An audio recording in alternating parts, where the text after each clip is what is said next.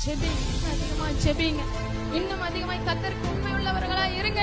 இன்னும் அதிகமா கர்த்தரை விசுவாசிங்க. இன்னும் அதிகமாய் பரிசுத்த ஜீவியத்தை ஏற்படுத்திக் கொள்ளுங்க. வேதத்துல சொல்லப்பட்டிருக்கிறது, பரிசுத்தமாகிறவன் இன்னும் பரிசுத்தமாகட்டும் என்று சொல்லப்பட்டிருக்கிறது. அநியாயம் செய்யறவன் அவன் செஞ்சுட்டு போட்டோம், நீங்க செய்யறவன் நீங்க செய்யட்டும். ஆனா நீ பரிசுத்த ஜாதி என்று அழைக்கப்பட்டு இருக்கிறாய். என் ஜனமாய் தெரிந்து கொள்ளப்பட்டிருக்கிறாய்.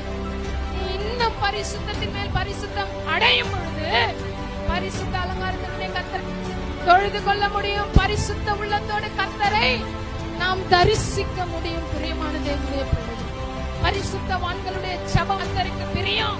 நான் எல்லாவற்றிலும் நல்லா இருக்கிறேன் என்று சொல்லி ஏதோ ஒரு பாவம் நமக்குள்ள இருக்குன்னு சொன்னா ஆண்டவர் சொல்ல, துன்மார்க்கருடைய ஜெபத்தை அருவருத்து போடுறேன். அப்ப ஆண்டவரிடத்துல நம்ம கேட்கணும் ஒவ்வொரு நாளும், ஆண்டவரே உமக்கு உண்மையா நான் இருக்கிறேனா?